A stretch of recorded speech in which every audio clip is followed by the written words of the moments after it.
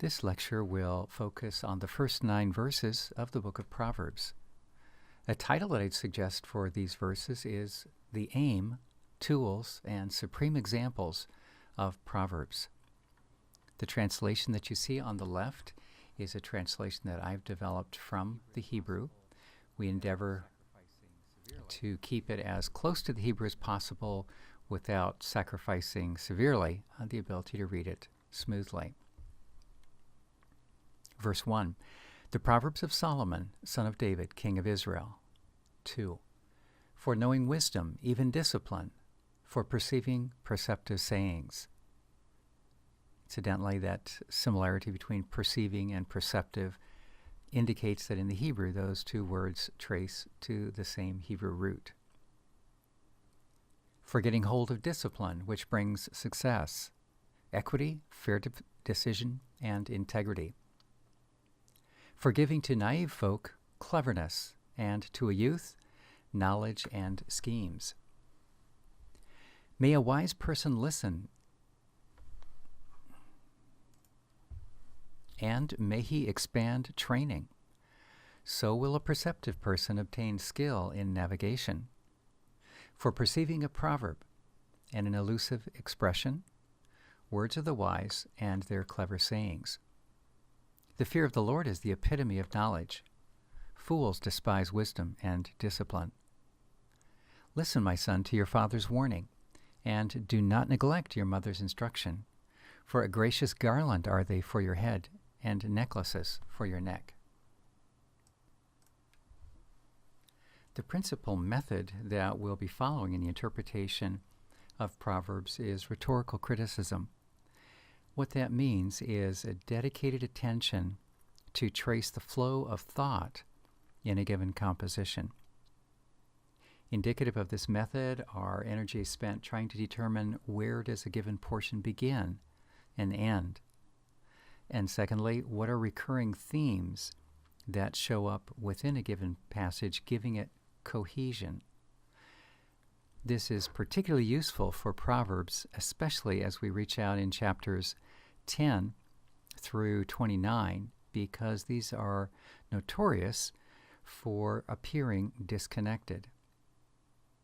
It is my belief that Proverbs 1 through 9 are something like riding a bicycle with training wheels.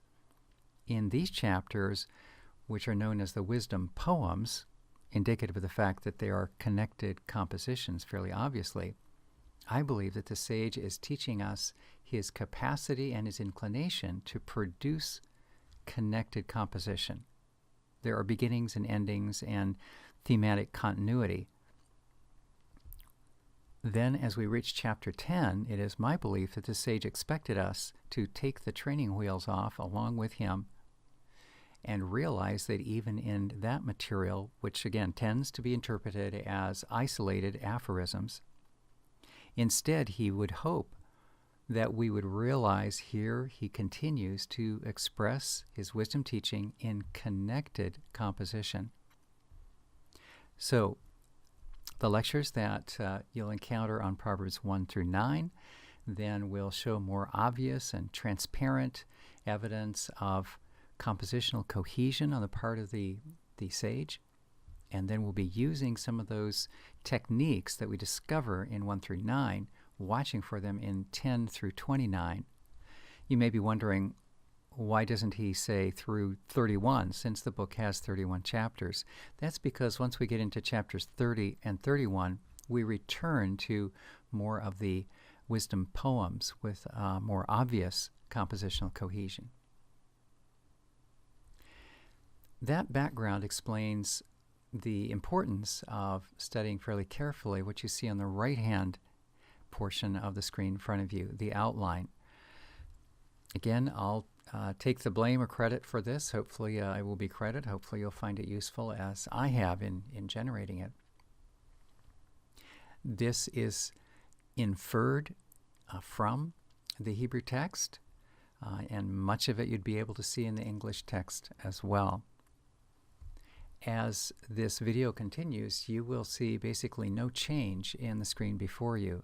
In other words, the comments I'll be offering will be aimed at elucidating either the actual translation on the left or explaining the outline that I'm proposing on the right.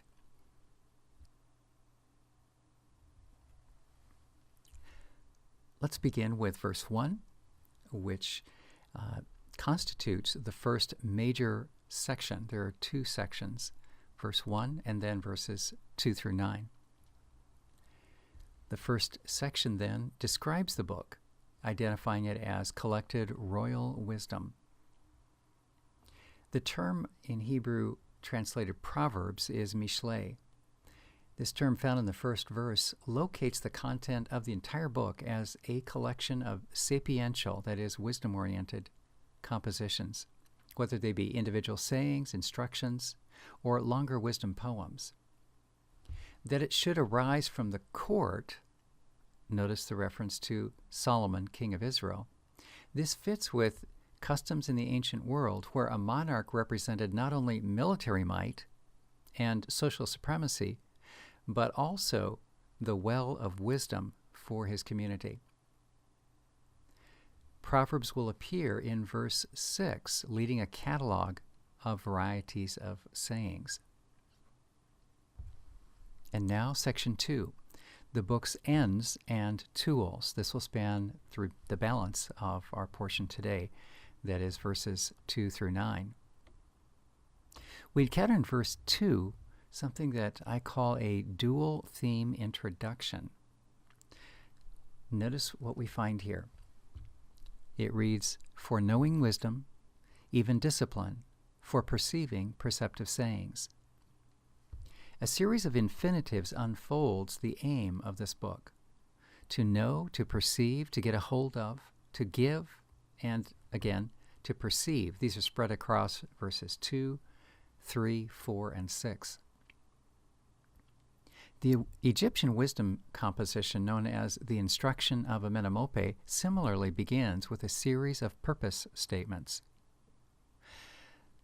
Back to the Hebrew composition, the two hemistiches of verse 2, that is 2a and 2b, combine to present, I believe, a dual theme statement of purpose. Part 2a will introduce verses 3 to 5. Verse 2b will introduce verses 6 through 9. Notice how this works. In verse 2a, we find that it anticipates verses 3 through 5 through the use of the term musar, or discipline. And now you can see those two terms highlighted on the left.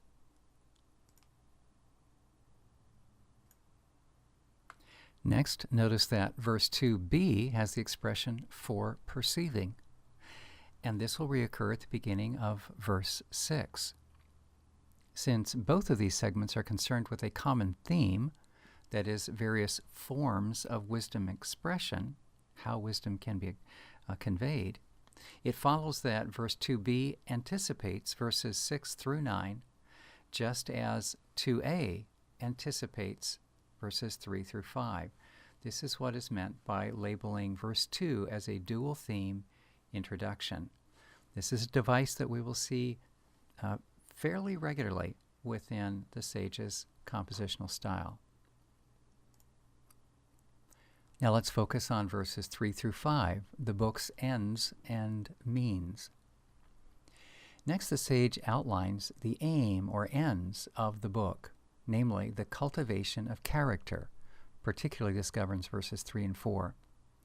The means for achieving these ends lies in verse 5, an exhortation to receptivity. Focusing more narrowly on verses 3 and 4, we see that they cohere in three ways. They should be taken as a two-verse quatrain, and that's why you see them listed in the outline as Section 2, Unit B, Block A, verses 3 and 4. They cohere in three ways. First, they mention the idea of acquiring over against bestowing. That's counterpoint that envisions getting and giving. The getting, acquiring, is in verse 3a, and the giving or bestowing is in 4a. So those go together. Secondly, the two verses cohere because they present two different actors that are related.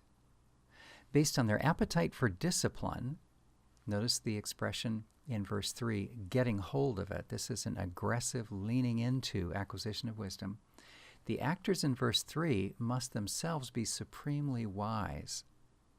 Later material, especially Proverbs chapters 4 through 9, will demonstrate that discipline, that particular style of wisdom, together with its synonym reproof, these comprise at once the most valuable and at the same time the least appreciated form of wisdom that the sage has to offer. In contrast, when we come to verse 4, it is not these very wise, these discipline-hungry people that we encounter, but rather the naive. These are the actors. More accurately, they're not actually acting, they're passive beneficiaries who receive wisdom that is bestowed on them. So they're the very wise and then the naive. Verses 3 and 4, again, present cohesion based on this pairing. The third indicator of cohesion with verses 3 and 4 consists of the fact that this quatrain presents a veritable catalog of character traits that the sage wishes to instill in his pupils. These range from ethical conduct in verse 3b to the ability to behave with clever awareness in verse 4. Thus, verses 3 and 4 belong together, they cohere. Let's focus even more narrowly on verse 5 itself, the book's aim for the wise. As noted earlier, verse 3a resumes the dual theme of discipline that was first encountered at the beginning of verse 2. Thereafter, three terms in verse 3b unfold a progression of character traits that run along a vector of deteriorating trust relationships. Let's examine this more closely. These character traits in verse 3b begin with equity. Tzedek is the Hebrew term. This is moral dealing in mutual exchanges. The concept here involves your treating me right and my treating you right. If such equity should fail, if you treat me right but I treat you wrongly, then the second stage of 3b comes into play, obtaining a fair decision to resolve the dispute. In Hebrew, this is mishpat, or judgment. At this stage, the aggrieved, that would be you, seeks redress in the form of a just judgment. Should litigation fail, that is, should those to whom you appeal dismiss or decide against your rightful claims, then the third stage unfolds. Disillusioned and marginalized, you as the aggrieved then may be tempted to resort to retaliation or revenge, executing actions that are less than equitable, less than fair. How a person responds at this stage will prove actual depth of his or her character. One who resists the temptation to take revenge, one who resolves instead tenaciously to hold to the high ground of integrity, the Hebrew term here is mesharim, or uprightness, despite the devolution going on around him, this one has truly laid hold of success-inducing discipline, musar. Here is one displaying not only equity and fair decisions, but even integrity. To inculcate such a trio of character traits requires tenacious discipline. That's 3a. Since cross-currents of compounding unfairness mount a formidable tug-of-war, threatening to rip from one's grip those very qualities most necessary to bring about success. And here we want to note the causative flavor of the Hiphil stem in Hebrew, latent in the word success in verse 3a. It's instructive to note that the three qualities listed here as principal indicators of mature wisdom are communal qualities. It would be difficult to cultivate or display them in isolation. And now we turn to verse 4, the book's aim, character for the naive. Whereas a trio of character traits occupied verse 3, the trio of skills found in verse 4 are of a different sort. Cleverness, knowledge, and schemes deal not with ethical behavior, strictly speaking, but rather with exercising critical perception, that ability to detect authentic worth by unmasking external appearances. Appropriately, the named beneficiaries are the naive and youthful. These are persons who, merely by their early stage in life, and not due to moral disinclination, are most at risk of being duped. Professor Fox helpfully observes that the ostensive rhetorical setting for this book is a man who's speaking to an adolescent son, a person about to enter the adult world. As these persons are not yet capable of getting wisdom for themselves, it must be given to them, verse 4a, presumably by travelers who, like the author, have journeyed farther along the wisdom path than their youthful counterparts. The naive is one whose moral sensibilities are yet unformed, at once a potential pupil for the wise, while also being an unwitting prey for the wily. The sage urgently determines to reach them first, as shown in the next poem, which spans chapter 1, verses 10 through 19. The benefits that are bestowed on the naive and youthful, namely cleverness, knowledge, and schemes, verse 4b, these are carefully tailored to replace the rags of indiscriminate naivete, escorting these youth to a place among the perceptive. As we proceed to verse 5, we find the sage is revealing to us the means, how it is that he intends to help people reach that end that he's already disclosed. That means is primarily receptivity, which is suitable to each of the two characters, the wise and also the naive.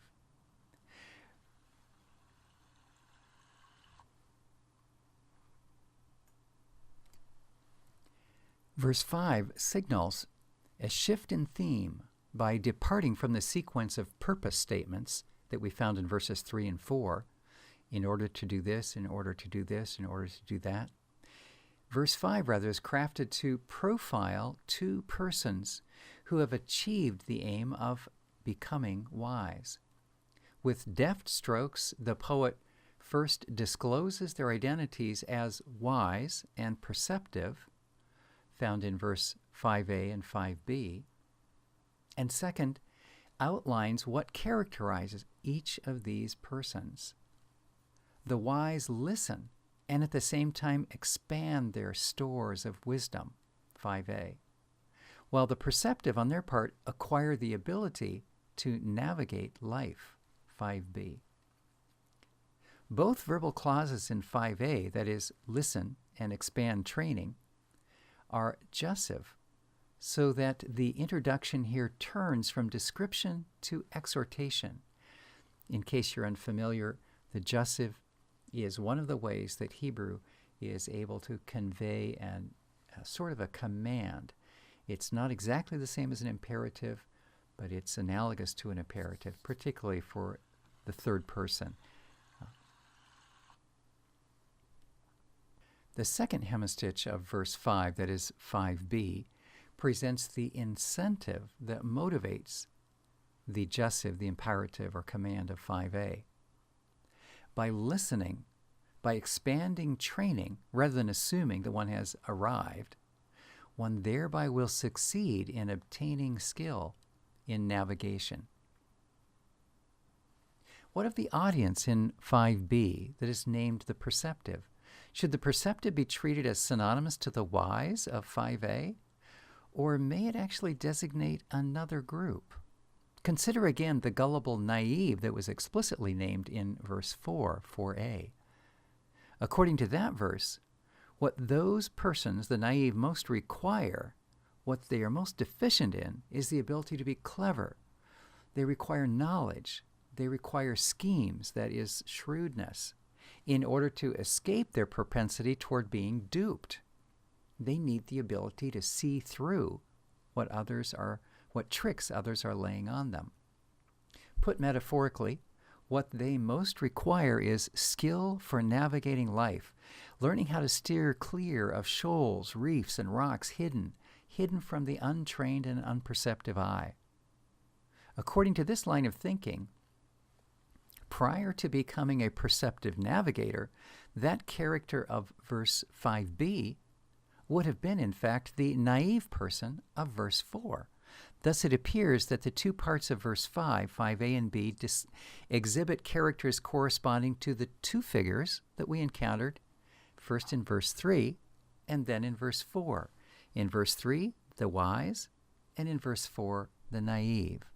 So those characters move into verse 5a and b respectively in positive fashion. Such compositional craftsmanship as found in verse 5 recommends that one would pay particular attention to the message of this verse. It's composed skillfully, so we should listen to its message all the more. The implications of verse 5 may unfold in this fashion.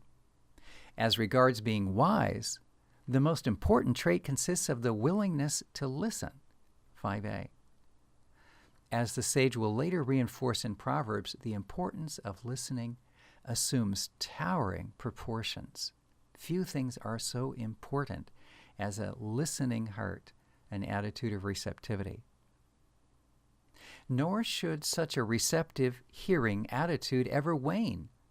For when it comes to acquiring wisdom training, one must never presume to have arrived, but must determine instead always to obtain still more. Again, verse 5a. The hope fueling the entire endeavor is this, that even the naive may graduate to join the perceptive, who, as trained helmsmen, will be able to navigate, successfully making port despite fierce headwinds, mounting waves, and an uncharted way.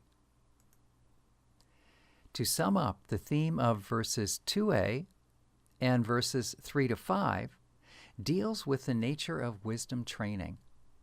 Two groups appear to be addressed, the wise on the one hand and the naive on the other. First we meet the wise, who engage in wisdom with an aggressive stance, taking hold of it, 3a.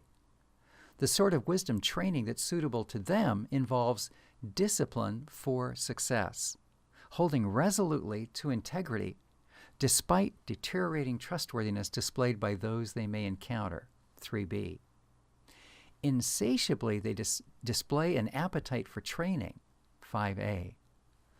The fact that wisdom is first gotten or laid hold of, 3a, and then given or bestowed, 4a, hints at the sage's aim to train those who in turn will train others. First you get it, and then, having gotten it, you give it away.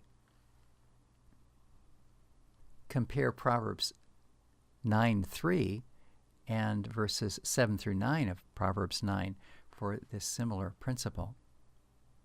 By implication, those wise ones who have managed to get discipline must not keep it for themselves, but should join the sage by giving it to others. By corollary, presuming to teach another before first bowing oneself to a measure of discipline would amount to folly. And after the wise, we meet in this passage the naive, who are portrayed more passively, not as wisdom seizers, verse 3, but as wisdom recipients, verse 4. The sort of wisdom suitable to them sharpens their critical faculties of perception. As a result, they will grow capable of navigating life successfully, 5b. The remainder of the study of Proverbs 1 through 9 will continue in the next video.